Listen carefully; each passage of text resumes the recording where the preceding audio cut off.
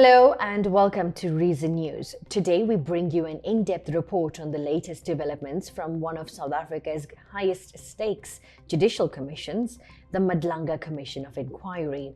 As the nation grapples with revelations of alleged criminal infiltration within law enforcement and the justice system, a cadre of high-profile advocates has joined the commission, reflecting both the seriousness and the transformative potential of this unprecedented investigation.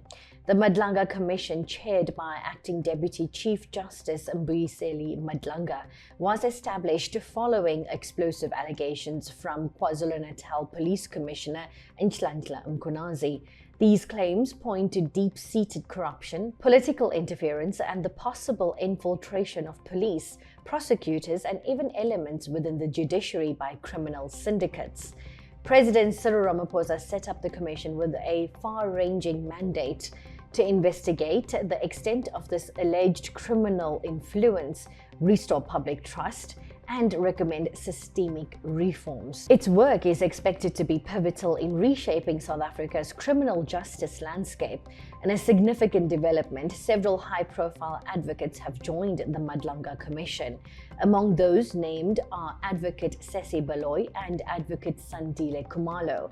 These experienced legal professionals serve as co-commissioners and lead counsel, charged with driving the fact-finding process and ensuring a rigorous examination of evidence. Additionally, senior counsel such as Advocate Paul Pretorius, known for his work at the Zondo Commission, are consulting for the inquiry. Their combined expertise is expected to boost the Commission's capacity to interrogate complex, high-level corruption cases. Their involvement sends a clear message, and that is, this commission is not business as usual, but rather a robust and independent search for the truth at the heart of government and law enforcement. Justice Madlanga has described the commission's schedule as quite tight. The setup phase is complete and public hearings are expected to begin in August, with the first witnesses already lined up.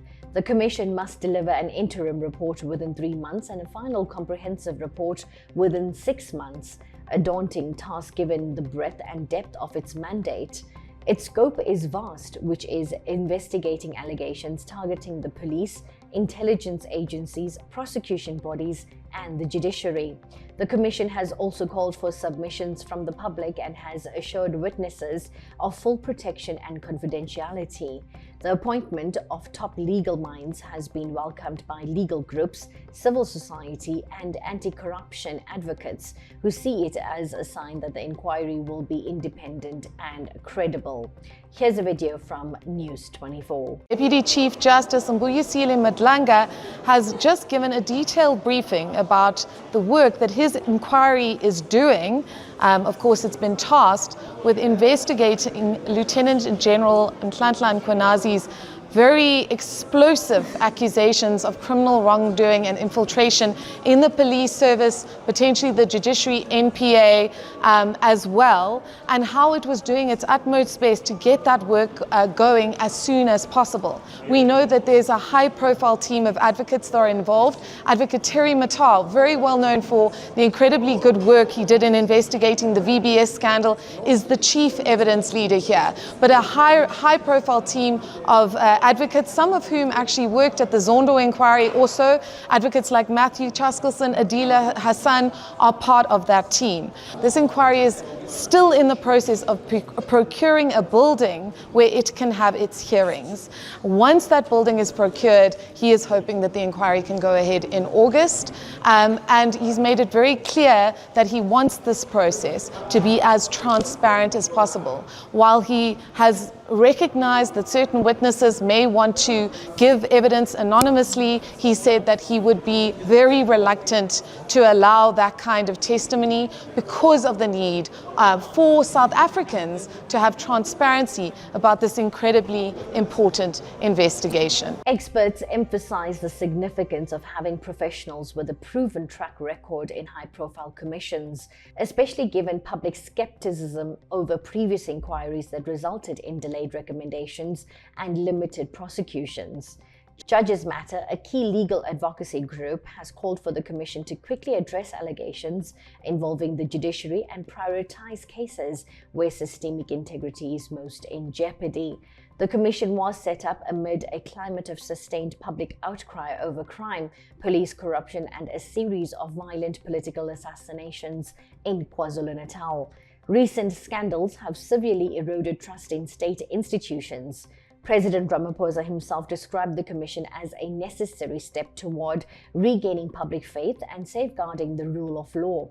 For many, this inquiry is a defining test of whether South Africa's commitment to transparency and accountability can be realized in practice. Analysts point to lessons from the Zondo and Seriti commissions. Thorough investigations require not just political will, but also legal expertise and swift implementation of recommendations. Where previous commissions sometimes fall short, especially in achieving rapid prosecutions, there is now an emphasis on acting urgently on new evidence, particularly when it can lead to timely arrests and convictions. As the Commission prepares for its first hearings, members of the public, politicians, and law enforcement officials may be called to testify. Evidence submitted under oath will be scrutinized by the legal teams, and witness protection mechanisms have been put in place. Justice Madlanga has stressed the crucial need for speed, focus, and independence, with the Commission due to make real-time referrals to prosecutors where criminal wrongdoing is identified. The joining of high-profile advocates to the Madlanga Commission signals a new chapter in South Africa's fight against state capture and public sector corruption. With skilled investigators and respected judicial figures at the helm, the hope is that this inquiry will not only expose wrongdoing, but also trigger fundamental reform and accountability across the criminal justice system. We will continue to follow the progress of the Commission as it embarks on its pivotal, high-pressure mandate. But until next time, stay informed, updated, and curious.